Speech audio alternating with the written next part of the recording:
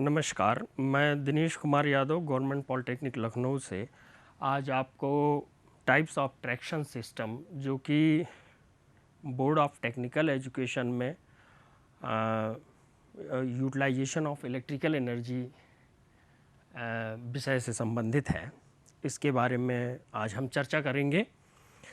तो ट्रैक्शन के संबंध में मैं आपको बताना चाहता हूँ कि जो ट्रैक्शन सिस्टम है किसी भी व्हीकल में, जो propulsion of vehicle is called the traction. संचालन की जो शक्ति व्हीकल को प्राप्त होती है उसको हम जो है ट्रैक्शन नाम से जानते हैं। अगर घोड़ा गाड़ी है तो घोड़ा उसमें ट्रैक्शन प्रदान करता है, अगर स्टीम इंजन है तो स्टीम इंजन, और यदि इलेक्ट्रिक लोकोमोटिव है तो इलेक्ट्रिक इंजन, इलेक्ट्रिक पावर जो है हमें ट्रैक्शन प्रोवाइड करती है। तो अब हम यदि देखें तो इलेक्ट्रिक ट्रैक्शन सिस्टम में वे जो ट्रैक्शन सिस्टम इन्वॉल्व हैं वो इलेक्ट्रिसिटी का इस्तेमाल करते हैं और इसलिए इनको हम इलेक्ट्रिकल ट्रैक्शन सिस्टम नाम से जानते हैं।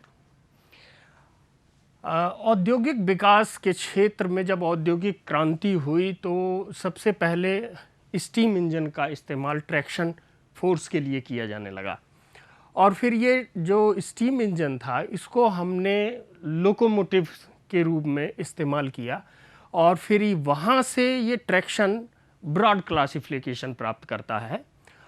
जो ट्रैक्शन सिस्टम हम डायरेक्ट स्टीम के इंजन के द्वारा प्राप्त करते हैं उसको हम बोलते हैं डायरेक्ट स्टीम इंजन ड्राइव, और ऐसी ट्रैक्शन सिस्टम जिसमें इंटरनल कंबस्शन होता है, जो फ्यूल के जरिए इंटरनल कंबस्शन होता है, उसको हम बोलते हैं direct internal combustion engine drive. तो बेसिकली ये दोनों ड्राइव्स ऐसी हैं जो कि इलेक्ट्रिकली अटैच्ड नहीं है या इलेक्ट्रिकली ये जुड़ी हुई नहीं है, इसलिए हम इस क्लासिफिकेशन को नॉन इलेक्ट्रिक ट्रैक्शन सिस्टम नाम से जानते हैं। फिर इसके बाद हम आते हैं कि इलेक्ट्रिक ट्रैक्शन सिस्टम, ऐसे ट्रैक्शन सिस्टम जिसमें इलेक्ट्रिसिटी का इस्तेमाल किया जाता है किसी भी रूप में, भले चाहे वो हम स्टीम इंजन से हम उसको स्टीम इंजन के थ्रू हम उसे इलेक्ट्रिकल एनर्जी में कन्वर्ट करके फिर इलेक्ट्रिकल एनर्जी को हम मैकेनिकल एनर्जी में कन्वर्ट करके इस्तेमाल करें, चाहे internal combustion engine diesel engine के द्वारा हम फ्यूल एनर्जी को मैकेनिकल एनर्जी में कन्वर्ट करें और मैकेनिकल एनर्जी को फिर इलेक्ट्रिकल जनरेटर के द्वारा इलेक्ट्रिसिटी जनरेट करें और फिर इलेक्ट्रिसिटी को हम इलेक्ट्रिकल मोटर के द्वारा मोमेंटम जनरेट करें व्हीकल में। तो कम्बिनेशन जो हो इस सिस्टम का है वो internal combination engine electric drive में है। कुछ बैटरी इलेक्ट्रिक ड्राइव्स आजकल हमें देखने को मिलती हैं, जैसे ई रिक्शा। तो बैटरी इलेक्ट्रिकल ड्राइव में बेसिकली बैटरी में पावर इलेक्ट्रिकल एनर्जी स्टोर्ड है और उस इलेक्ट्रिकल एनर्जी को हम सीधे सीधे व्हीकल को प्रोवाइड करके इलेक्ट्रिकल ड्राइव बनाते हैं।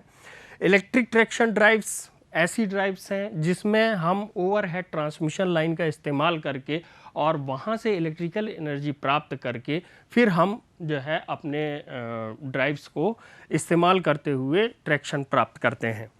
आगे अगर हम इफ़िशियंसी के बारे में सारे ट्रैक्टिव सिस्टम की इफ़िशियंसी का अवलोकन ग्रहण करें तो हम ये पाते हैं कि जो स्टीम लोकोमोटिव है उसकी इफ़िशियंसी 5 से 7% हमें प्राप्त होती है। ये 5 से 7% इसलिए है क्योंकि स्टीम लोकोमोटिव में स्टीम ओपन कंबस्शन है। यहाँ पर जो कोल एज ए फ्यूल है वह ओपनली बर्न होता है, तो हीट लॉस बहुत ज़्यादा है, इसलिए स्टीम लोकोमोटिव में जो है उसकी इफ़िशियंसी 5 से 7% है। अगर हम गैस टरबाइन इलेक्ट्रिक लोकोमोटिव की बात करें तो ये जो गैस टरबाइन है, इस गैस टरबाइन को हम सबसे पहले इलेक्ट्रिसिटी में कन्वर्ट करते हैं, फिर इलेक्ट्रिसिटी से हम लोकोमोटिव को चलाते हैं। इस कारण से चूँकि गैस टरबाइन का इस्तेमाल करते हैं इसलिए ये इसकी एफिशिएंसी लगभग 10% प्राप्त होती है। और electric locomotive with thermal power plant, ये जो थर्मल पावर प्लांट है ये basically thermal power plant sometimes very dependent to locomotive purpose, but sometime it is also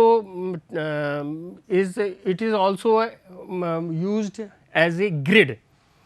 तो हम यूटिलिटी ग्रिड से भी इलेक्ट्रिसिटी प्राप्त करके अपने इलेक्ट्रिकल लोकोमोटिव्स को चला सकते हैं। चूँकि यहाँ पर number of energy conservation systems, मतलब mechanical to electrical, electrical to mechanical में स्टेप्स के जो स्टेप्स हैं वो कम हैं, इसलिए number of conversion of energy कम होने के कारण इसकी इफ़िशियंसी हमें 34 to 36% प्राप्त हो जाती है।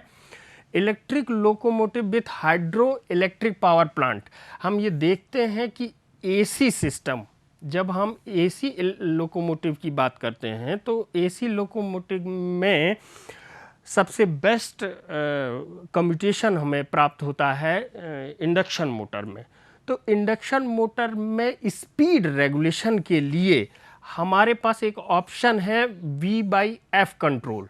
ये V/F कंट्रोल हासिल करने के लिए हमें फ्रीक्वेंसी को कम से कम रखना ज़्यादा सुइटेबल है, इसलिए हम इलेक्ट्रिकल लोकोमोटिव में hydro electric power plant dedicated रूप से इस्तेमाल करते हैं। इट मीन्स दैट कि hydro electrical power is not use for utility purpose. तो यहाँ पर इसकी एफिशिएंसी 40 to 42% प्राप्त हो जाती है और इस तरह से ये एफिशिएंसीज है। अब अगर हम एसी इलेक्ट्रिकल लोकोमोटिव्स की या जो है ट्रैक्शन की बात करें तो जो ट्रैक्शन में एनर्जी ट्रांसफ़र है वो किसी सोर्स से जो है लोकोमोटिव को प्राप्त होती है। तो सोर्स एंड से लोकोमोटिव को पावर प्रोवाइड करने के लिए हमारे पास ट्रैक को इलेक्ट्रिफिकेशन देना पड़ता है। ओवरहेड ट्रांसमिशन लाइन पर ट्रैक को हम इलेक्ट्रीफाई करते हैं। ट्रैक का इलेक्ट्रिफिकेशन जो है ओवरहेड ट्रांसमिशन सिस्टम से किया जाता है। इसमें basically DC system, single phase AC system, 3 phase AC system broad classification में है। डीसी सिस्टम में हम सबसे पहले क्या काम करते हैं कि हम यूटिलिटी ग्रिड से या जो है डेडिकेटेड जनरेटिंग स्टेशन से पावर को ले करके उसे हम रेक्टिफायर सर्किट के द्वारा डीसी में कन्वर्ट करते हैं और डीसी में कन्वर्जन प्राप्त करने के बाद at low level of voltage above 600 voltage तक ला करके फिर हम लोकोमोटिव को पावर प्रोवाइड करते हैं। तो जो ट्रैक का इलेक्ट्रिफिकेशन है, जो ट्रैक पर ओवरहेड इलेक्ट्रिफिकेशन हो रहा है वो डीसी सिस्टम के द्वारा हो रहा है। यहाँ पर एक ओवरहेड पर कंडक्टर रहता है और ट्रैक जो जिस पर लोकोमोटिव मूव कर रहा है उस ट्रैक को हम दूसरा पाथ बना लेते हैं। जैसे सिंगल फेज एसी सिस्टम में सप्लाई के लिए हम एक कंडक्टर ओवरहेड पर ले लेते हैं और दूसरा हम ट्रैक को बना लेते हैं, तो ये सिंगल फेज एसी सिस्टम हो गया। 3 फेज एसी सिस्टम में 2 कंडक्टर हमारे ओवरहेड रहते हैं और एक कंडक्टर हमारा व्हील पर जो ट्रैक है उस पर हम तीसरा कंडक्टर ले लेते हैं। फिर इनके अपने अपने अलग अलग एडवांटेज हैं। और फिर अब हम आ जाते हैं कंपोजिट सिस्टम में। कंपोजिट सिस्टम में हम सिंगल फेज को 3 फेज सिस्टम और कैंडो सिस्टम भी कहते हैं। सिंगल फेज कंपोजिट सिस्टम में हम इन तीनों का मिला जुला रूप इस्तेमाल करते हैं।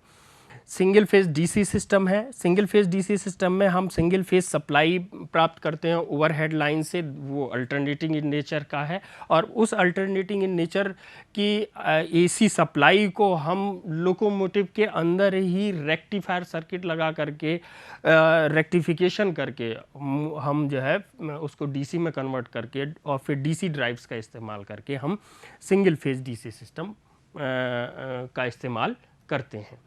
अब एक नज़र हम डालना चाहेंगे कि आपका जो ट्रैक है, जो लोकोमोटिव है, वो लोकोमोटिव किस तरीके से वर्कआउट करता है इलेक्ट्रिसिटी के लिए।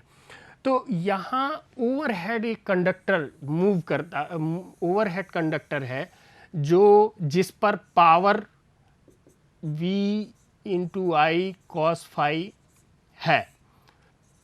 अगर ये 3 फेज है तो 3V phase I phase cos phi है, अगर सिंगल फेज है तो ये P is equal to V into I cos phi है।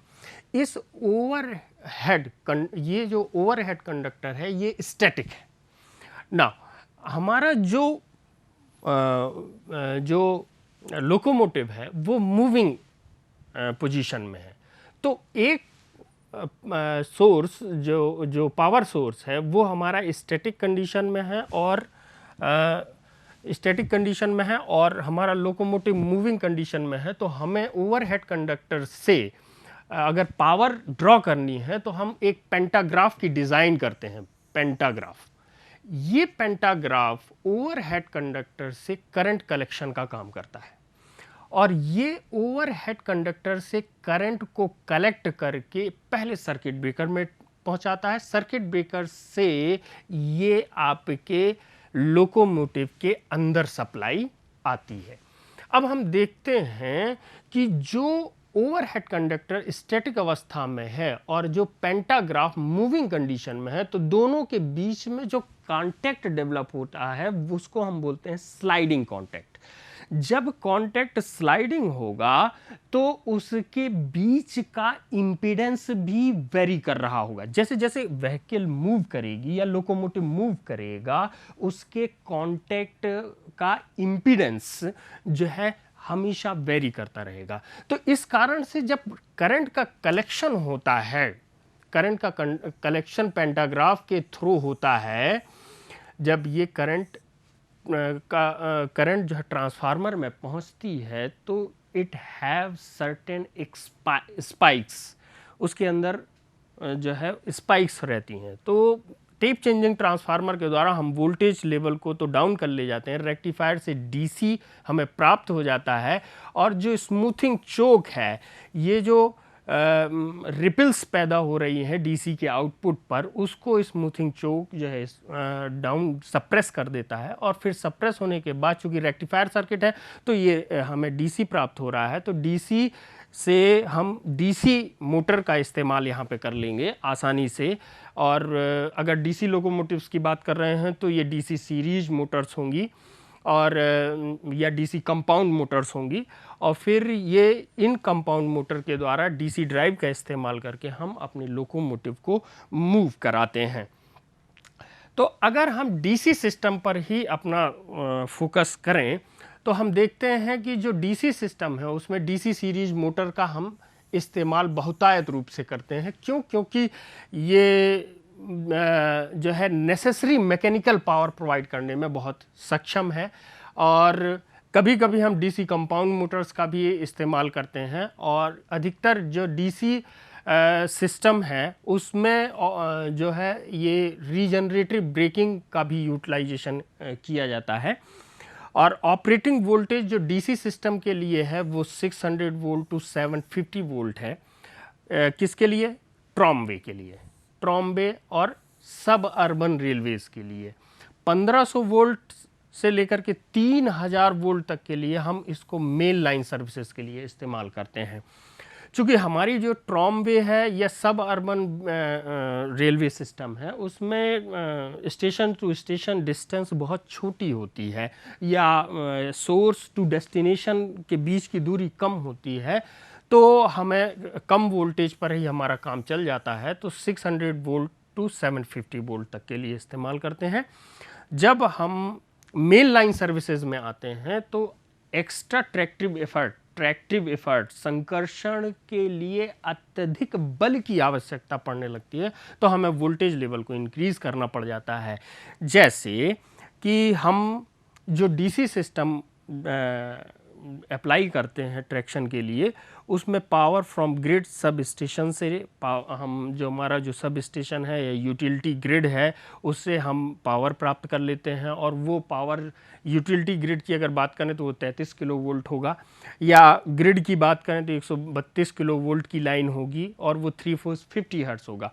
फिर हम ट्रैक के अलोंग अपने सब स्टेशंस बनाते हैं, और उन सब स्टेशन पे हम इस एसी को, जो प्राप्त हुई एसी है ग्रिड से या यूटिलिटी ग्रिड से या डेडिकेटेड पावर स्टेशन से जो हमें पावर सप्लाई प्राप्त हुई है, उसको हम एसी से डीसी में कन्वर्ट कर लेते हैं, और कन्वर्ट करने के बाद हम उसे 600 से 3000 वोल्टेज तक ला करके डीसी लोकोमोटिव या डीसी लोकोमोटिव को देते हैं। और डीसी लोकोमोटिव में डीसी सीरीज मोटर होती है जिनका स्टार्टिंग टॉर्क बहुत अधिक होता है, तो उनका उपयोग करते हुए हम ट्रैक्शन में इस्तेमाल करते हैं। इसका एडवांटेज है कि डीसी सीरीज मोटर, इसका speed characteristic DC series motor का बहुत अच्छा होता है, हायर स्टार्टिंग टॉर्क देता है, लो मेंटेनेंस कॉस्ट है इसकी, smaller, this is very important factor, smaller weight per kilowatt output, it's a very important factor for the DC purpose, DC system purpose.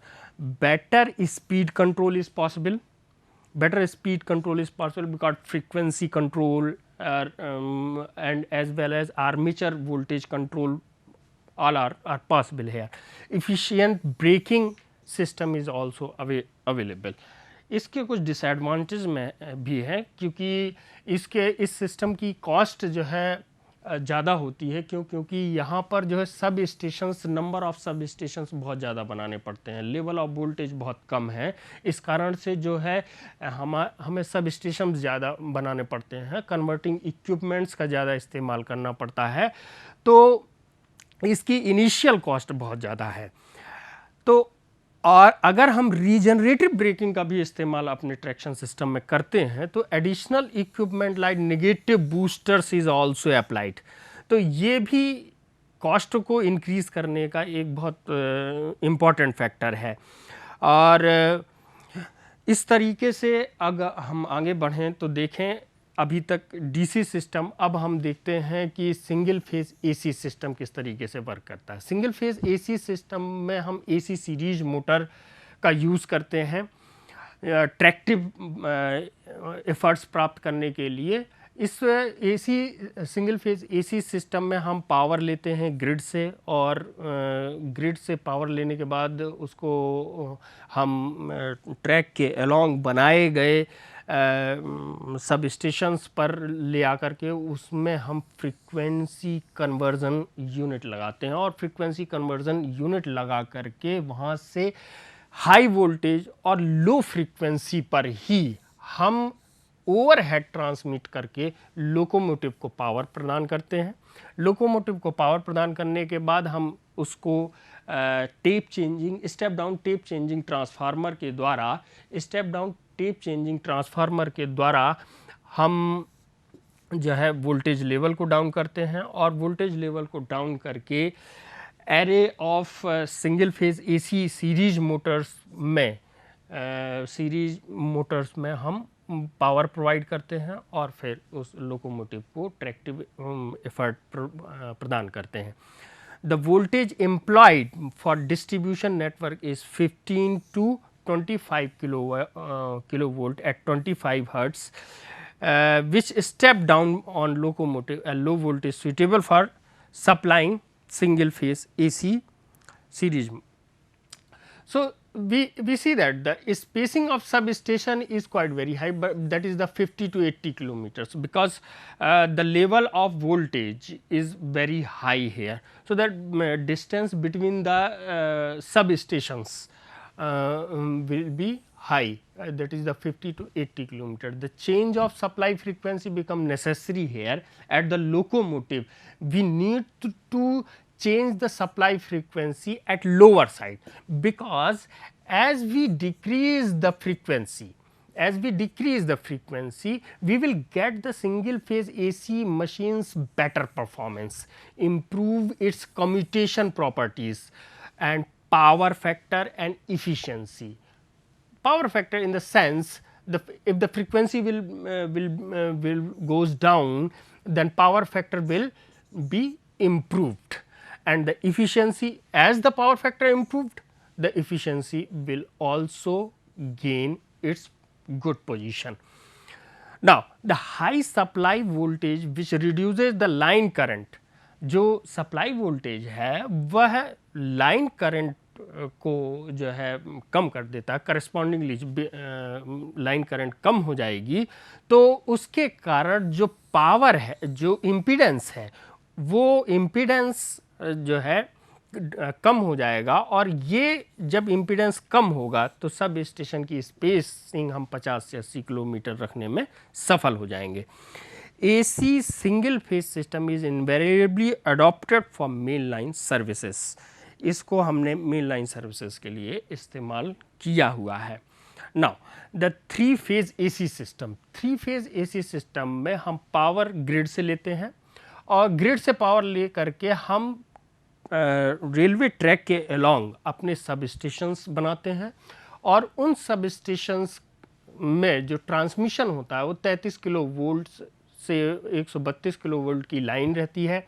3 phase 50 hertz का जो है supply प्राप्त होती है हमें।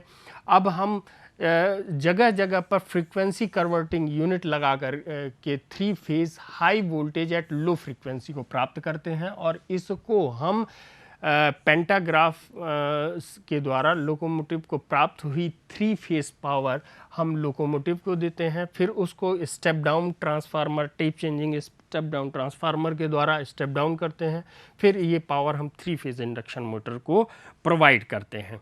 यहाँ पर जो सिस्टम है वो 3 फेज इंडक्शन मोटर है, तो हम 3 फेज इंडक्शन मोटर की बेटर प्रॉपर्टीज़ का यहाँ पर इस्तेमाल कर ले जाते हैं, because the power will be the 3 times. Here the 3 phase induction motor is going to be used, so the power is 3 times, delivering power is 3 times. तो हम ये पाते हैं कि जो ऑपरेटिंग वोल्टेज है वह 300 से 3600 वोल्ट तक है, और फ्रीक्वेंसी लो है, implied for getting to required motive powers.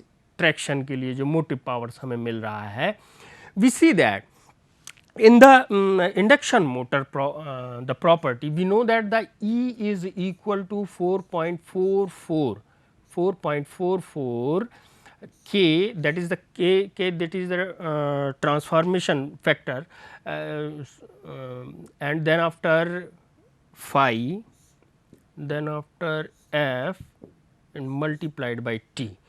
T is the number of turns, F is the frequency, and phi is the flux. So, we see here the V, E can be written as a V. So, the V by F is proportional to flux phi. We see here, because 4.44 is a constant, K is also a constant, and T is also a constant, and for a particular frequency we see a relation V by F is directly proportional to phi. If the F is going to be down, we see that the phi have the improvement. It means that the 3 phase induction motor have more flux inside to it, that will saturate the rotor core as well as the stator core. This is a main drawback. So, that we use here the voltage varying voltage, varying frequency drives, VF drives are used here. The advantage of 3 phase system is the same, because the 3 phase induction motor is a simple, robust in construction, high operating efficiency is there, and automatic regenerative braking is also possible. So, that without required any additional equipment, we will get the regenerative braking here. It have many drawbacks also, the low starting torque and high starting current, because the induction motor have the property, the starting current will be 5 to 7 times more to the rated current. 2 overhead conductor wires are required here. So, these are the now we see here the comparison between the AC traction and the DC traction. There are the certain factors on which we can compare the DC system and as well as the AC system. The factors are the motor. In the DC traction system, we use the DC series motor or DC compound motor, which are good in performance wise. But in the case of AC traction motor, they are not as much good as the DC traction in the terms of performance. Now, starting torque we will get in the starting torque we will get in the DC traction more, or in case of AC traction we will get less starting torque. Now, speed control, the speed control of DC series motor is limited. यहाँ पे speed control DC series motor का limited हो जाता है, लेकिन यहाँ पे wide range of control is possible in the case of speed control. Now, again the interference, since the DC system have the frequency 0, so that there is the less interference with communication lines, that are the telephonic lines or तार की लाइनें, और then after it will produce more interference with communication lines. in AC system ये सबसे ज़्यादा produce करता है interference, क्योंकि यहाँ पर हार्मोनिक्स भी है, रिपल्स भी हैं, बाकी सारी चीज़ें होने के कारण ये कम्युनिकेशन के साथ इंटरफेरेंस ज़्यादा रहता है. Now, overhead distribution system, overhead distribution system DC में हैवियर है और यहाँ पर लाइटर है. हैवियर DC में इसलिए हो जाता है क्योंकि यहाँ पर voltage level in comparison to AC कम है, और कम होने के कारण यहाँ पर कंडक्टर कॉपर का इस्तेमाल DC में करते हैं, इसलिए ये हैवी होता है. अदर फैक्टर है sub station. The number of sub station required for the given track in the DC traction system is high, where in the AC traction the number of substation required is lower. Application DC traction का कहाँ इस्तेमाल maximum अभी देखने को मिलता है? ट्रॉम्बे में, trolleys में. AC ट्रैक्शन का इस्तेमाल हम मेन लाइन सर्विसेज में अधिकतर पाते हैं. अगर हम इन सारी चीज़ों का प्रोजेक्शन इंडिया के प्रोस्पेक्ट में देखने की कोशिश करें तो हम ये पाते हैं कि जो हमारा 250 वोल्ट DC रेल सिस्टम है वो Kolkata metro, rapid metro, Namma metro में क्रमशः 1984, 2011, 2013 में इस्तेमाल हो रहा है. एट प्रेजेंट जो 25 kilo volt AC overhead electrification system इस्तेमाल हो रहा है वो दिल्ली मेट्रो में 2002 में, मुंबई मेट्रो में 2014 में और लखनऊ मेट्रो में 2017 में इसका इस्तेमाल हो रहा है. तो we are at present modern transportation system में हम सबसे ज़्यादा जो है इस समय 25 किलो वोल्ट AC OHE का इस्तेमाल कर रहे हैं. और इसके साथ ही ये जो हमारा AC सिस्टम है वो समाप्त होता है. और थैंक यू वेरी मच.